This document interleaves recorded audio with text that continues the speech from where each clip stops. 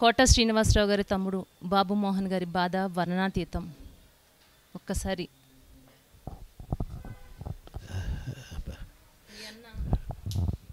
మీకు మోసం చేసి, మీకు అన్యాయం చేసి, మిమ్మల్ని వదిలిపెట్టి మీ అన్న వెళ్ళిపోవడం జరిగింది.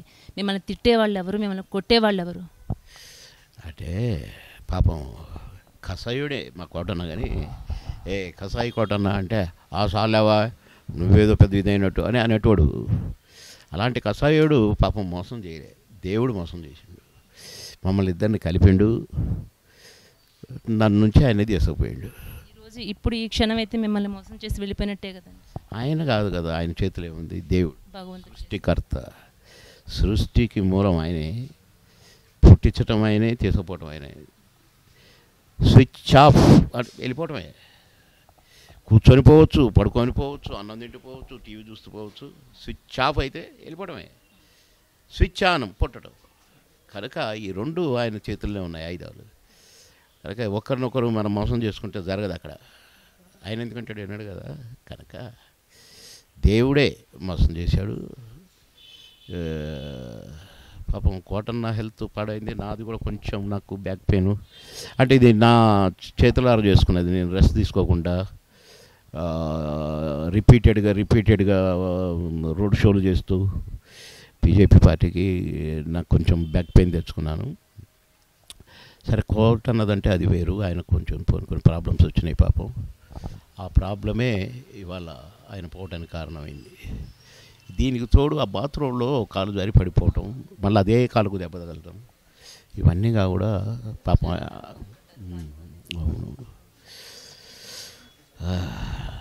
ఒకే రక్తం పంచుకుని పుట్టకపోయినా సొంత అన్నదమ్ముల కంటే ఎక్కువగా మీరిద్దరూ కలిసిమెలిసి ఉండేవారు. మీ అనుబంధం గురించి? అసలు సొంత అన్నదమ్ములు కూడా ఉండరండి అట్లా. ఒక ప్లేట్లో భోజనం కలిసి తినటము, నాకు ముద్దలు కలిపి పెట్టడము, రారా నేను ముద్దలు కలిపి పెడతా నీకు అని అనటము. సొంత అన్నదమ్ములకు కూడా అంత అన్యోన్యంగా ఉంటారో ఉండరు మరి, నాకైతే డౌటు. కనుక మాది అంతకు మించిన బంధం మాది. ఏదో పూర్వజన్మలో ఏదో ఉండి ఉంటుంది మాకు లింకు. కనుక పోయిన జన్మలో ఏ రకంగా లింక్ ఉందో తెలియదు, కానీ ఈ జన్మలో మాత్రం నటులుగా ఇద్దరం కలిసి దున్నాలని రాసిపెట్టింది, దేవుడు రాశాడు, దున్యాం. ఇప్పుడనే కాదండి, ఎన్ని తరతరాలు మారినా కూడా ఎప్పటికీ బాబు మోహన్, కోట శ్రీనివాసరావు అంటే చరిత్రలో నిలిచిపోయేటటువంటి వ్యక్తులు మీరు. అవునండి, 100%. ఎందుకంటే అంటే ఇది సినీ పరిశ్రమ మాట్లాడుకునేది ఒక పెద్ద మనిషి నాతో మాట్లాడి చెప్పాడు. ఇప్పటికే 5-6 జంటలు వచ్చినాయి, ఏ జంట కాదంటే రేలంగి రమణారెడ్డి గారు, రమణారెడ్డి రేలంగి గారు, తర్వాత మళ్ళీ రాజుబాబు గారు, అల్లు రామలింగయ్య గారు, తర్వాత రాజుబాబు గారు, అల్లు రామలింగయ్య గారు, తర్వాత రావు గోపాలరావు గారు, అల్లు రామలింగయ్య గారు, సుత్తి జంట, ఇట్లా కొన్ని జంటలు వచ్చినాయి. మా జంట కూడా వచ్చింది, కోట బాబుమోహన్ జంటగా కూడా సినిమా ఇండస్ట్రీ తేల్చింది మమ్మల్ని, మా మీద ఒక జంట అని. కానీ మమ్మల్ని మించిన జంటలు ఇక రావు లేవు అని సినిమా ఇండస్ట్రీ అన్నదట. ఆయన ఒక పెద్ద మనిషి నాతో ప్రస్తావించిండు. అది మా అదృష్టం అండి అన్న.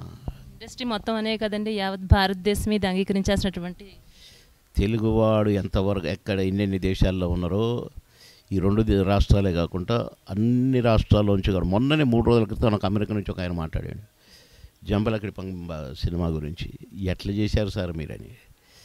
అట్లా మేము ఏం చేసామో మాకు తెలియదు, కానీ ఇప్పుడు మాకే ఆశ్చర్యం చూసుకుంటుంటా, అబ్బా ఎట్లా చేసి ఉంటాం ఇట్లా, అసలు ఈ టైమింగ్ ఏంటి, అసలు ఈ ఆ డైలాగ్ చెప్పటం అసలు జీవించినట్టే ఆ క్యారెక్టర్లో అలా మేము యాక్ట్ చేసామంటే అసలు నమ్మశక్యంగా అనే విధంగానే అనిపిస్తుంది ఒక్కోసారి. అన్ఎక్స్పెక్టెడ్గా చూడండి, అది కూడా 33 సంవత్సరాలు నిన్నటితోనే పూర్తి చేసుకుంది, ఈరోజు ఆయన వెళ్ళడం జరిగింది. అవును అవును, నిజంగా. అందులో ఆయన కూడా ఆడామైపోతాడు. నేను ఒక్కనే మగడు నా సినిమాలో ఎస్ఐగా. ఆడవాళ్ళు మగోళ్ళు అయిపోతారు, మగోళ్ళు ఆడవాళ్ళు అయిపోతారు. కోటన్నగా కూడా, బ్రహ్మానందం కూడా ఏంటే అనుకుంటూ తిరుగుతాడు. ఆయన తిప్పటం బాగుంటుంది. కోటన్న వాళ్ళ అక్క ఉంది ఒక ఆమె, ఆమెలాగా తిప్పుతాడు ఇట్టని. ఎన్నో విషయాలలో మీ ఇద్దరికీ పోలికలు ఉన్నాయనే చెప్పొచ్చు. కష్టంలో కానీ నష్టంలో కానీ భగవంతుడు ఒకేలాంటి రాత మీకు రాశాడు అనుకోవచ్చా?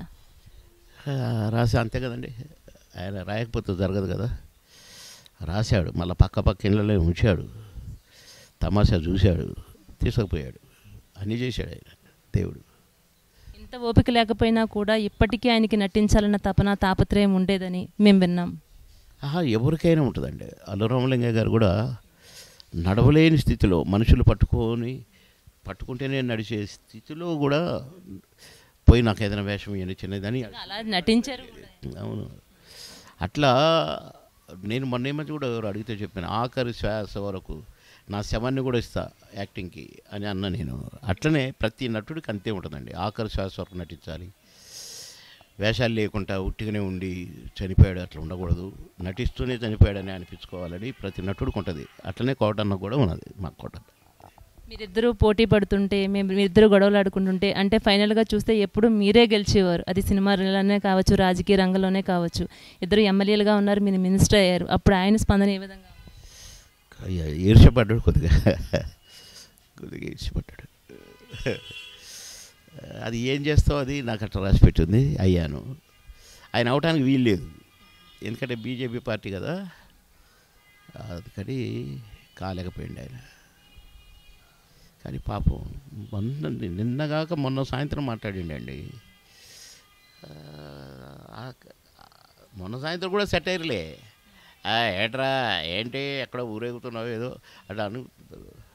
ఆయన సినిమా రంగంలోనే కాదు, నిజ జీవితంలో కూడా ఆయన మాట తీరు, ఆయన విధానం, ఎప్పుడు ఆయన నవ్వటం, ఎదుటి వాళ్ళని నవ్విస్తుండడం, ఎదుటి వ్యక్తులు కూడా అదే విధంగా ఉండాలని కోరుకునేవారు. ఎప్పుడు ఏదో ఒకటి సెటైర్ లేకుండా ఉండడు, మంచిని వేస్తాడు, చెడును వేస్తాడు సెటైర్లు.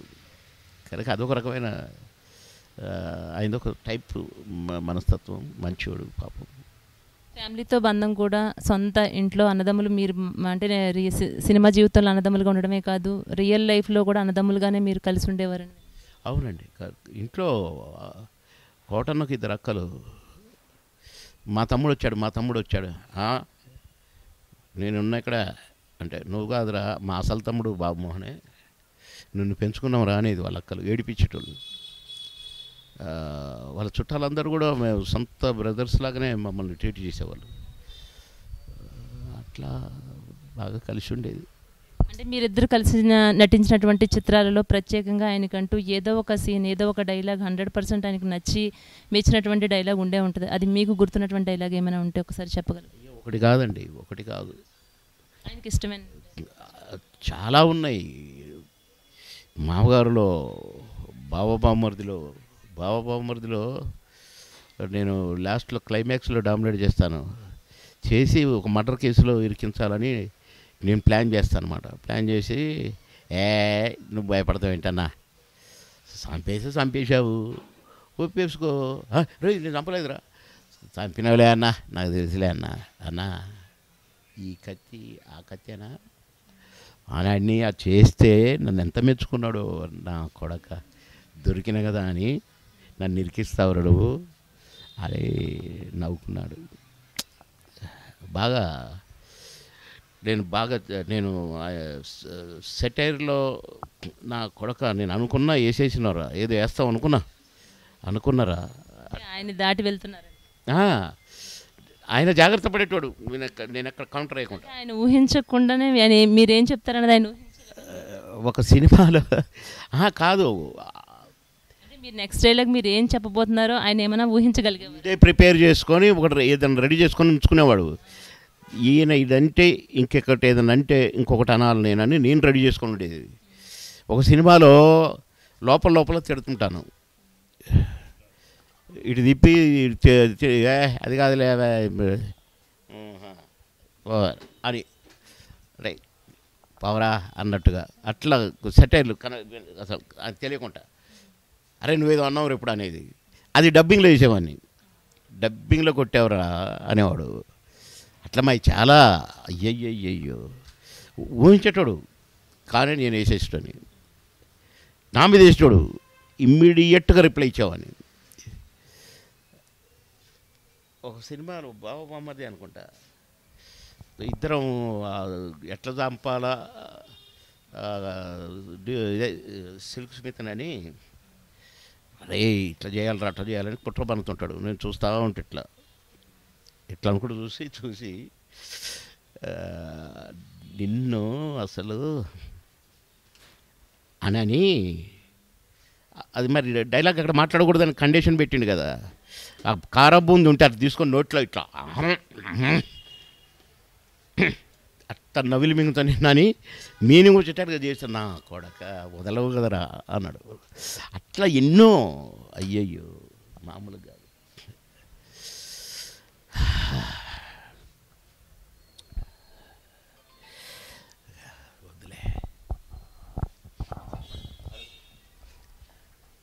మీరు చాలా ధైర్యం తెచ్చుకోవాలి, చాలా ధైర్యంగా ఉండాలి. వాళ్ళ కుటుంబానికి మీరు ధైర్యం కల్పించాలి. ఎందుకంటే వాళ్ళ కుటుంబంతో మీకు ఉన్నటువంటి అనుబంధం అలాంటిది. వాళ్ళ కుటుంబానికి మీరు ఏం చెప్పవచ్చు? అంటే కోటన్న అవస్థను చూస్తున్నారు కదా 2-3 సంవత్సరాల నుంచి. పాపం చాలా అవస్థపడ్డాడండి.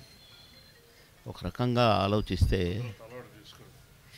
విముక్తి కలిగింది అన్నకి అనే భావించాలి. అంత కాస్త నడవలేక, ఎక్కువసేపు కూర్చోలేక, బాత్రూమ్కి పోవాలంటే కూడా ఒకళ్ళిద్దరు సహకారంతో పోయి ఇవన్నీ చాలా అవస్థపడ్డాడు. అందులో ఆ బాత్రూంలో పడ్డ తర్వాత ఏ కాలుకైతే దెబ్బ ఉందో బాత్రూంలో అదే కాలుకు మళ్ళీ దెబ్బ తగిలింది. పాపం ఆ ఘోష మామూలుగా లేదులేండి.